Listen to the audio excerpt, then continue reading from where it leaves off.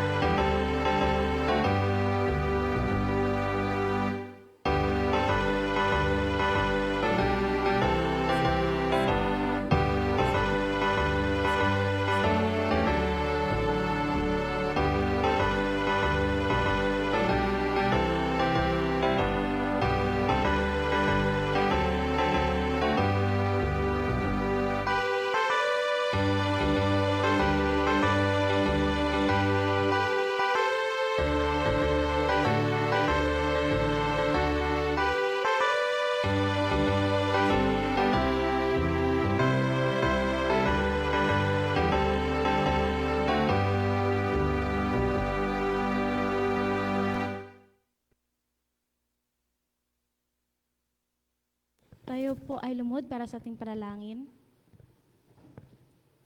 Let's pray. Manahing banal, nandiyan ka po sa katastasan ng malangit, pinupuri ka po namin at tinadakila. Panginoon, kayo po ay humingi ng kabatawaran sa aming mga pagkukulang pagkakasala, sa isip, salita at sa gawa aliman to ayag.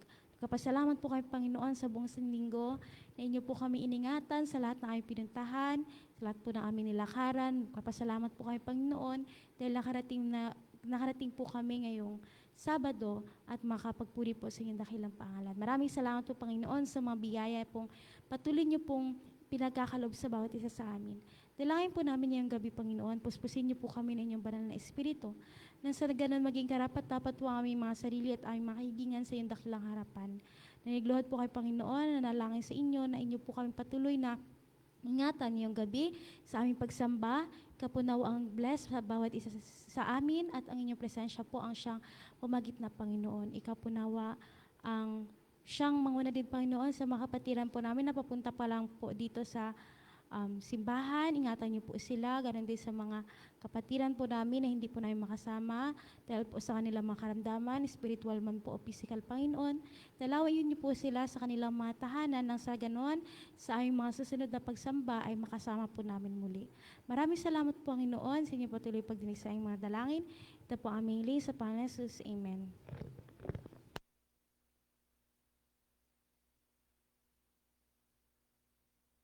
Yan. Isang mapagpalang gabi po sa atin lahat at happy Sabbath po. Ang bahagi ko po ngayon ay tagapagpakilala ng may mga bahagi. At bagamat po tayo ay kukonti lang, ay tayo po rin po ay patuloy na magpupuri sa Panginoon at magpapasalamat. Atin muna pong kamayan ang ating mga katabi at batiin po natin ng Happy Sabbath.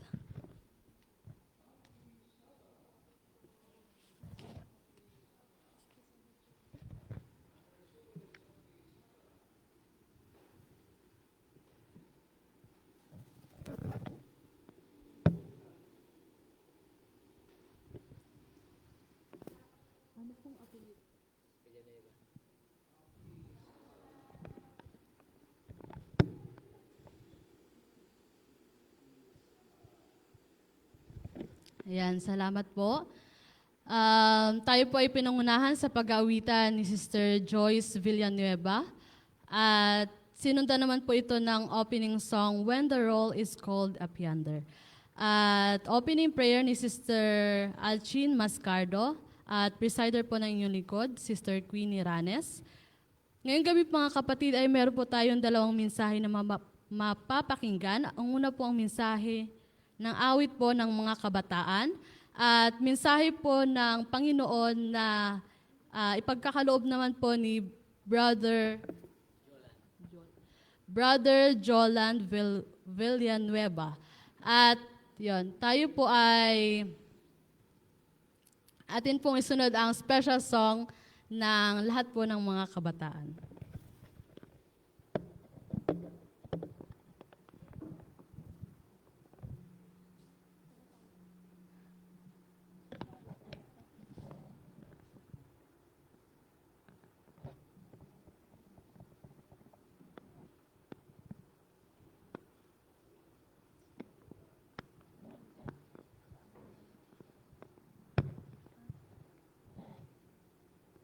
Dong, sa kanya, Dong.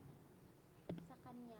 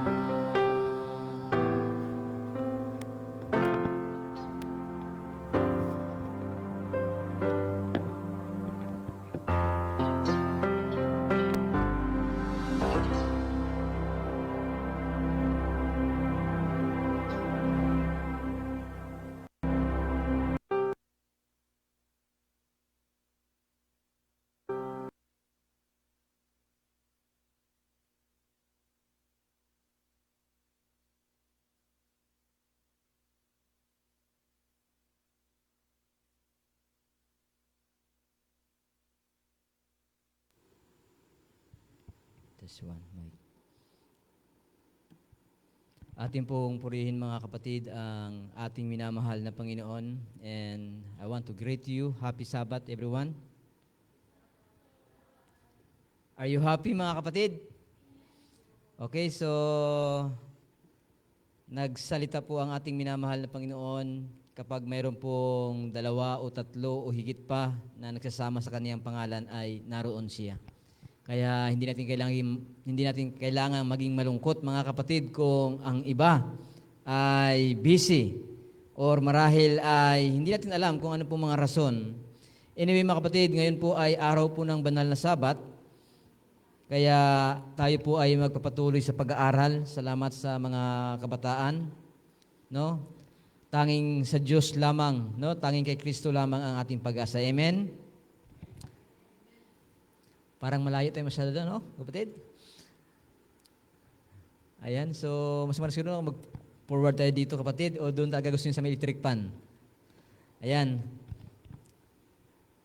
Yung dito sa kabilang bahagi ay bakante, mga kapatid. Gusto nyo akong bababa dito.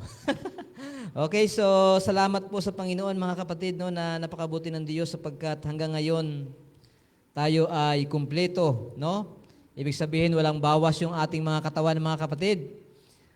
Last Tuesday, ako po ay nasa Tagabinit at pag-uwi ko po nung gabi, ay hapon na rin siya, palubog na yung araw, ay muntik po ako makabangga ng tao, ng isang kabataan.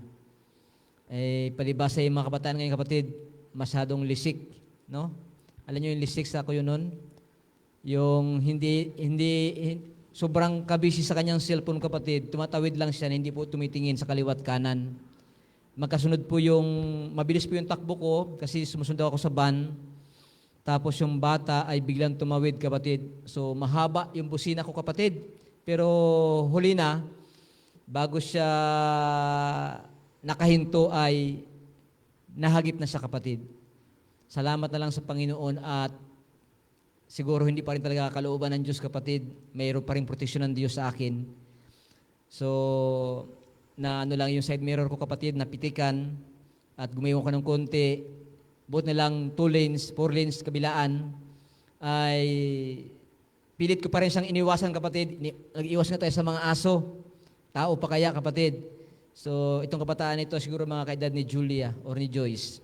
So, hawak niya yung kanyang cellphone, kapatid. Tumawid lang ng walang, hindi, siguro inisip na highway yon, kapatid. Ay, sabi ng mga tao doon, but na lang, hindi ka nabangga ng van. Motor lang. Pero kapatid, alam niyo po, nung siguro mga 5 minutes din ako bago ako nakaalis sa motor.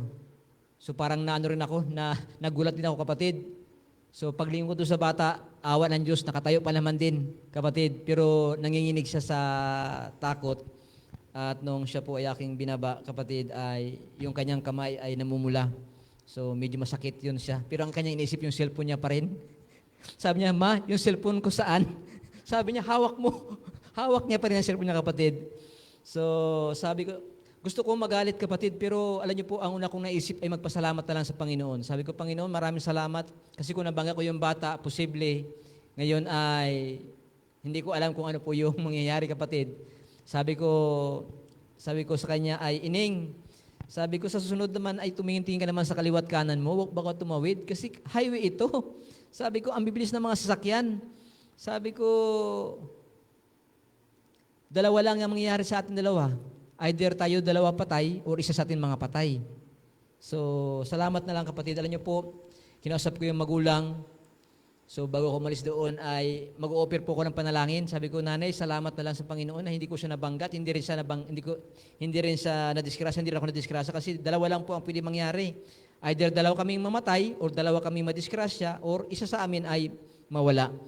Kanya lang, kapatid, alam niyo po, nung ako po mag-offer po ng panalangin sa kanya, tinanong niya ako, kasi yung lugar na yun, kapatid, ay lugar ng mga Iglesia ni Cristo. Diyan sa may Santa Cruz, diyan sa may tulay lang, kapatid. Ang sabi sa akin ay, pastor po ba kayo? Sabi ko, ako po ay hindi po pastor, ako po ay missionary. So nung malaman niya kapatid na ako po ay missionary kapatid, ay sabi niya, sige na lang, wag na lang. So nalungkot ako kapatid kasi nagpasalamat ako sa Panginoon kasi hindi, pareho kaming saved, pareho kaming ligtas. Kanya lang, ayaw nila mag-offer ng panalangin, ayaw nila tumanggap ng panalangin, so ako po ay umalis na. Nag-iwan nila po ng number ko doon, sabi ko, just in case na mayroon po kayong kailangan, tawag lang po kayo sa akin. At salamat na marami sa Panginoon mga kapatid, ay ngayon po, ay 3 araw na po nakalipas, ay hindi na siya tumawag sa akin. So, yun kapatid, no? Kaya ating pasalamatan ng Panginoon na tayo po'y ligtas kapatid kasi ang buhay natin ay maiksi lang. At hindi natin alam kung kailan tayo mamatay at anong paraan tayo mamamatay kapatid. Ang malaga tayo po ay nasa kamay ng Panginoon. Sa gabing ito, ang ating pong pag-aaral ay ating kukunin doon kapatid no, sa very common na kwento at alam ko pong alam nyo na ito. So tayo po'y manalangin mga kapatid. Mahal namin Diyos Ama, sa gabing ito nais po naming magbulay-bulay ng inyong pong banal na salita. Maraming salamat po, samahan niyo po kami na kaming lahat ay matuto at tunay Panginoon na pagpalain sa aming mapapakinggan. Salamat po, mangusap kayo Ama sa amin sa pangalan ni Jesus. Amen. Meron pong 2 magkapatid, no? At ang kanila pong ama, mga kapatid, ay napakayaman. Mayaman talaga ang kanyang ama sapagkat siya po ay maraming katulong. Marami siyang mga alipin. At doon sa kanyang tahanan, mga kapatid, ay sagana po ang pagkain. Sagana po, sabihin, maaluan ang kalagayan ng magkapatid na ito, no? Subalit isang araw, mga kapatid, ang bunsong kapatid ay nag-decide na kunin ang kanyang mana. So dahil mabuti po ang tatay, at ang tatay naman po kapatid ay hindi naman siya sabing malupit, no? So ibinigay kapatid no nang walang tanong no sa anak yung gusto ng anak.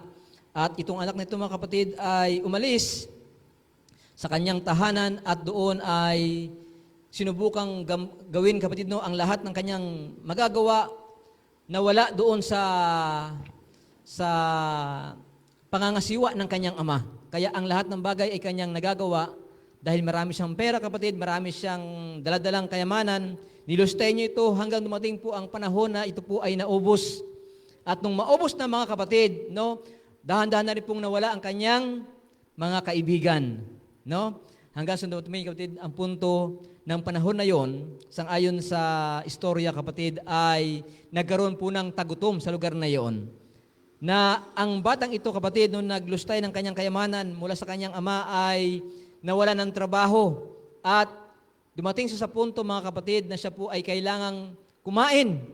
Kanya lang dahil panahon ng tagutom kapatid ay nagtrabaho po siya doon sa isang alagaan. No? Doon po sa paalagaan ng mga baboy.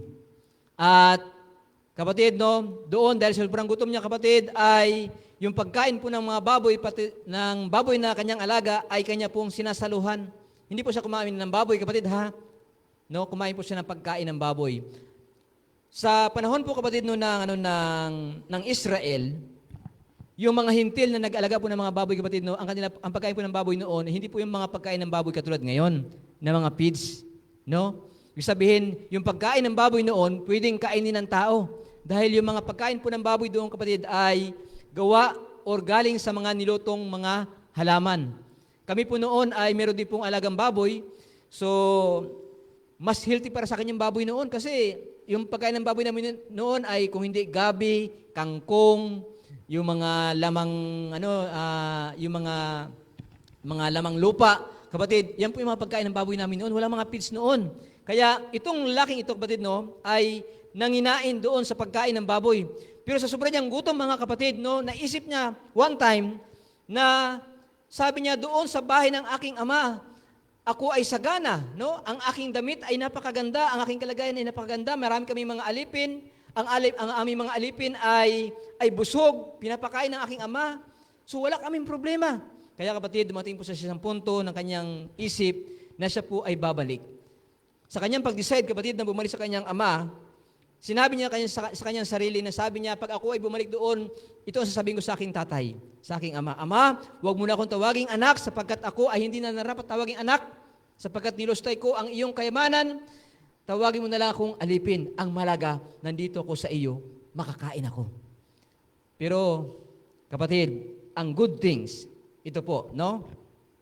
Sasabihin ko po sa inyo mga kapatid, no, 3 bagay, no, bumababa ang kalagayan ng isang anak, no, sa pamagitan po ng 3 bagay. Ang unang bagay, kapatid, no, bumababa ang iyong kalagayan, kumbaga nagkakaroon ka ng demotion, no? Katulad po ng anak na ito, anak siya ng hari, anak siya ng mayaman, may mga alipin sila, sagana sa pagkain, sagana sa pananamit, no? Lahat ay marangya, lahat ay masagana sa kanila. Subalit, kapatid, no, sa panahon na ang tao, tayo bilang mga anak, kapatid, no, yung ama dito, kapatid, na sinasabi ni Jesus, ay kumakatawan mismo sa ating amang nasa langit. Na kapag ang kanyang anak, mga kapatid, na kapag ikaw ay nag-decide, mga kapatid, na umalis, no, sa pangangasiwa ng Diyos, sa pangangasiwa ng Ama, ang mangyayari sa iyo, kapatid, ay bababa ang iyong kalagayan. Okay? At pangalawang mangyayari, mga kapatid, no, kapag tayo po ay umalis sa pangangasiwa ng Diyos, no, sa kamay ng ating Ama, no, ikaw ay magiging alipin ng iba. Kung paano ang anak na ito, kapatid, no, sa sobrang gutom po ay kailangan niya pong magpaalipin sa iba para lang makakain. No? Ang tao po ay bumababa ang kanyang kalagayan sa harap ng Diyos kapag siya po ay umalis, no, sa bahay, sa pangangasiwa ng Diyos, sa pangangasiwa ng Ama, at siya po ay nagiging alipin ng iba. At ang pangatlo, kapatid, ito po ang matindi, no?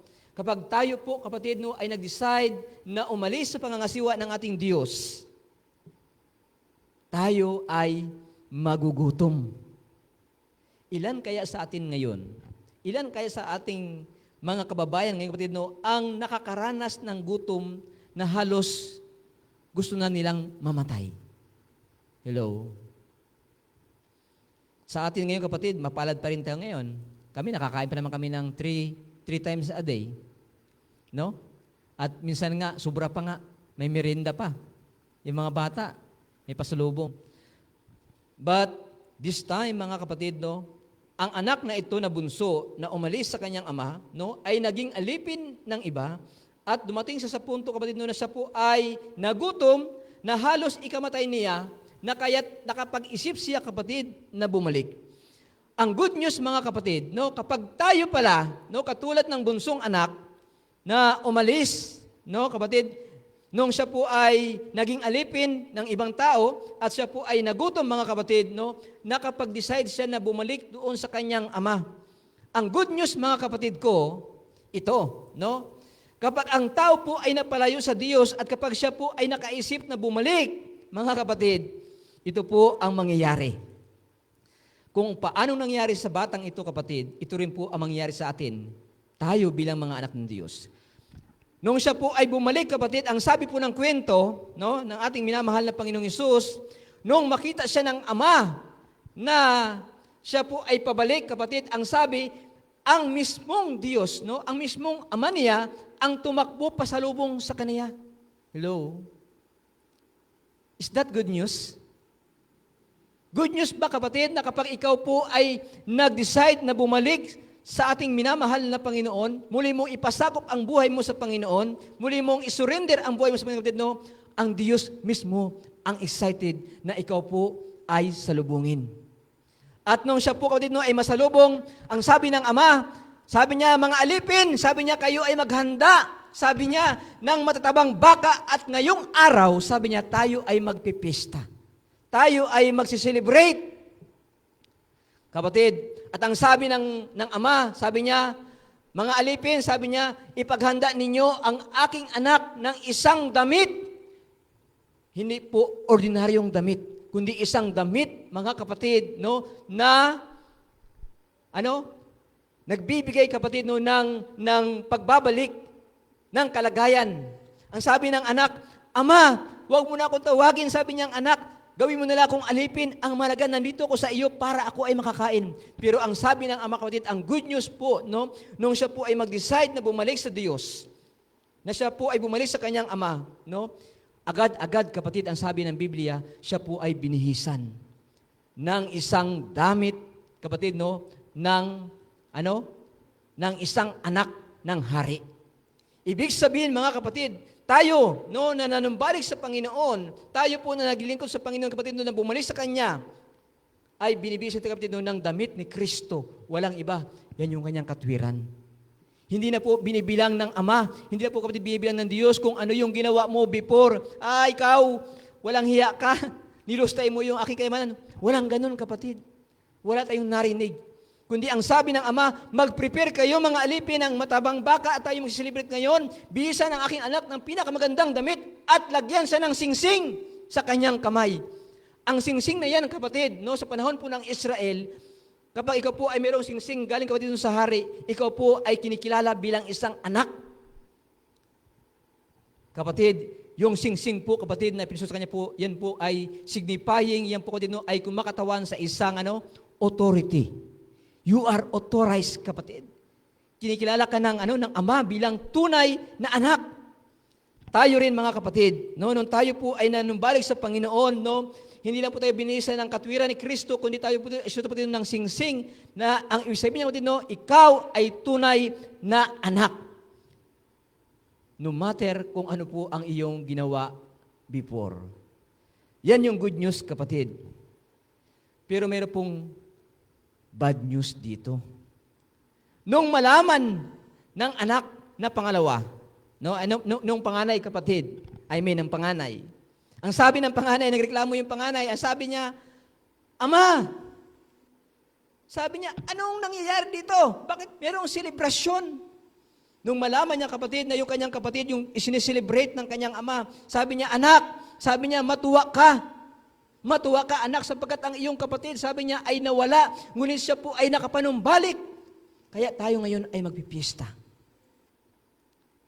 Pero kapatid, ito rin po yung kalagayan ng iglesia ngayon.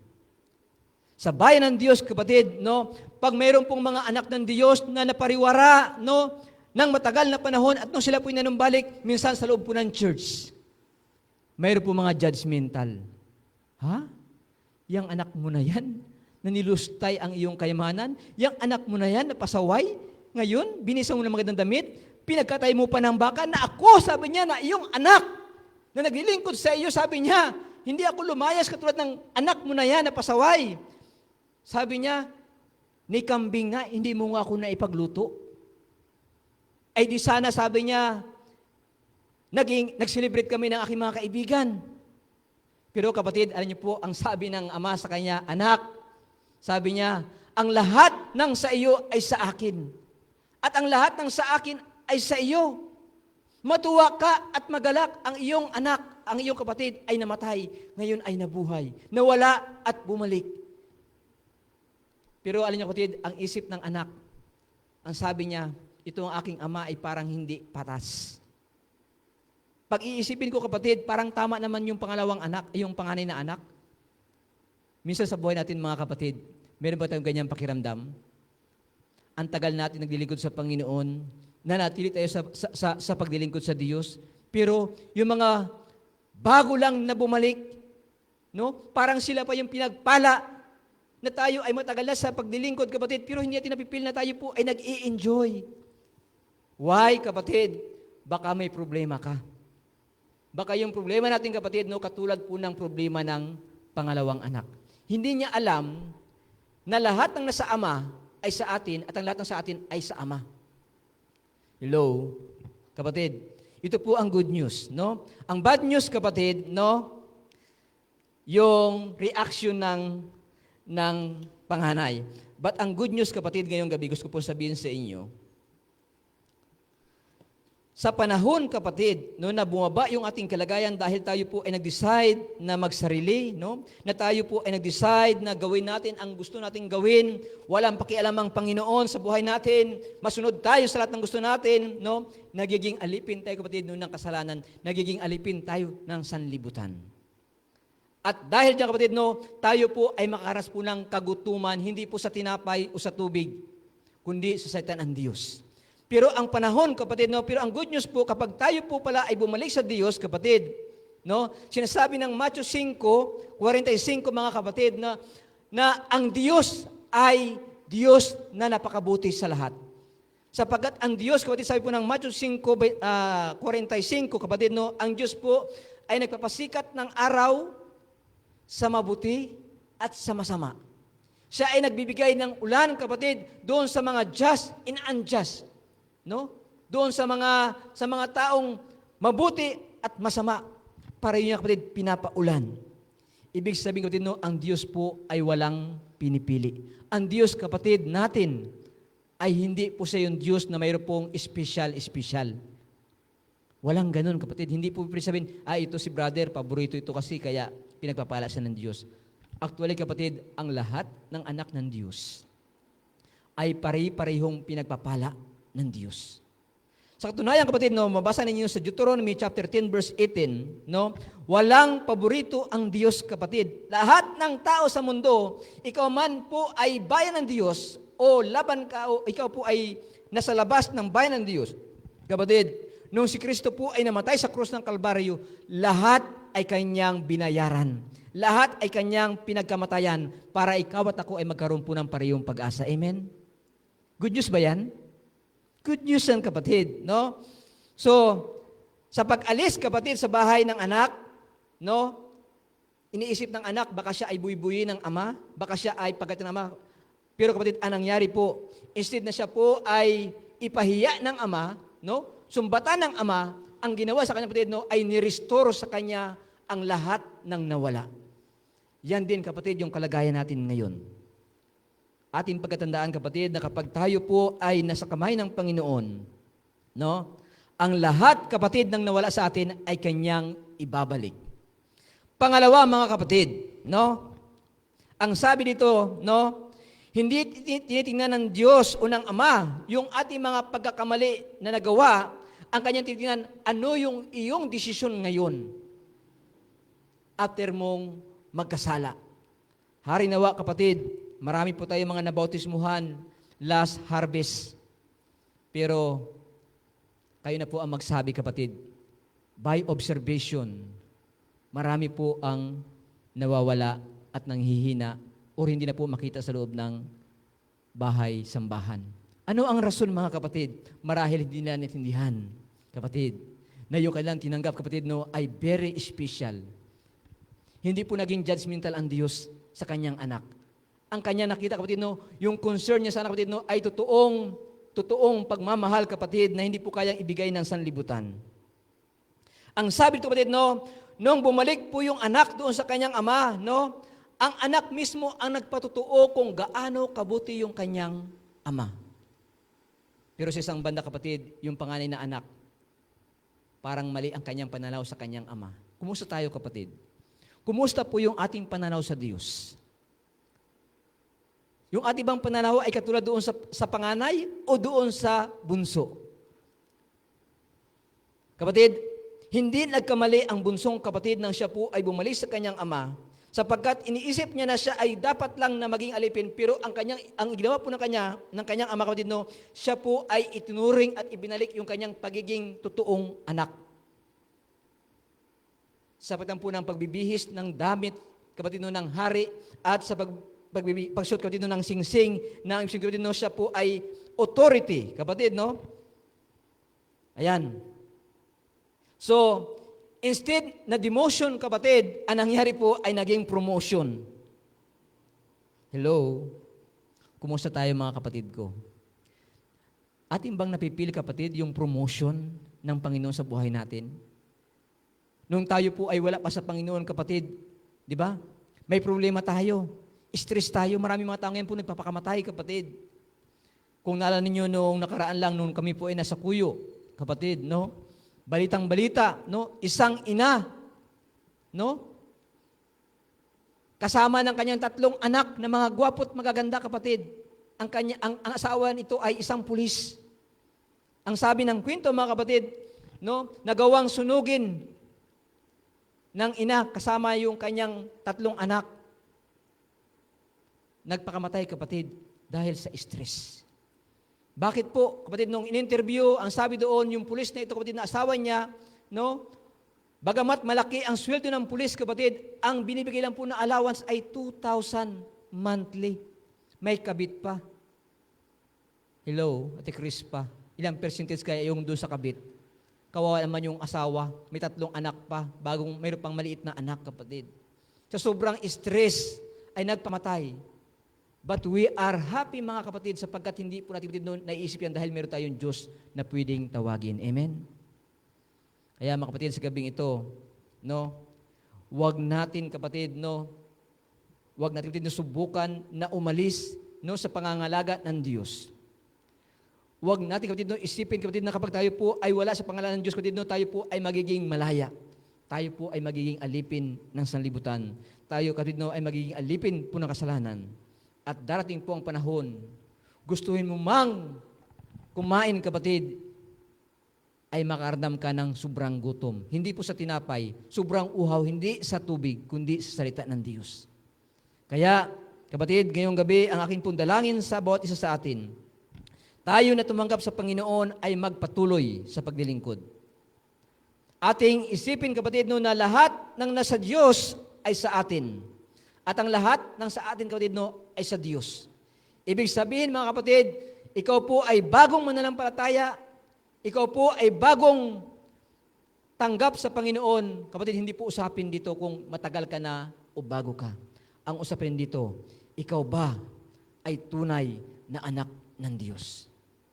Sapagkat ang tunay na anak ng Diyos, kapatid, no, kailanman ay hindi humihiwalay sa Diyos.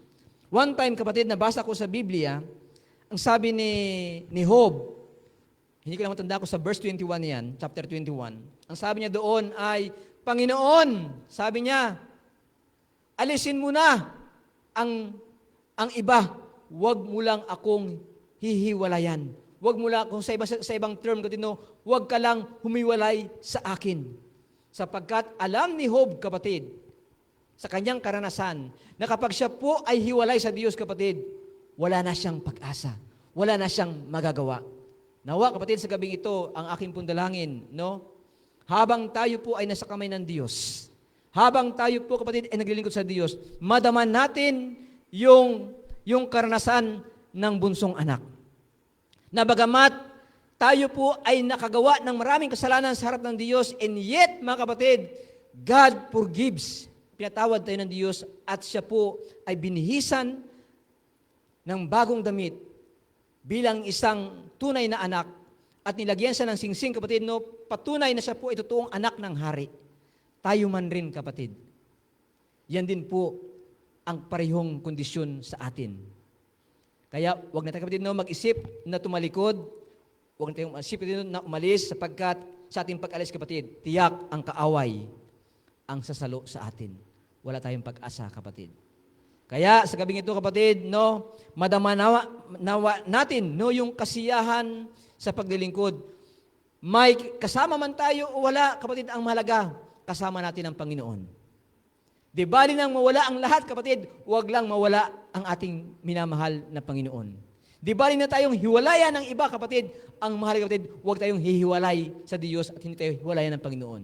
Sapagkat siya at siya lamang ang ating pag-asa, kapatid ko. Nawa, pagpalain tayo ngayong araw ng Sabat at araw sa araw po ng bukas, kapatid, no, ating idalangin na tayo po muli makabangon at ating pong ipagpatuloy ang ating pong masayang paglilingkod sa Diyos. Happy Sabat and God bless us all.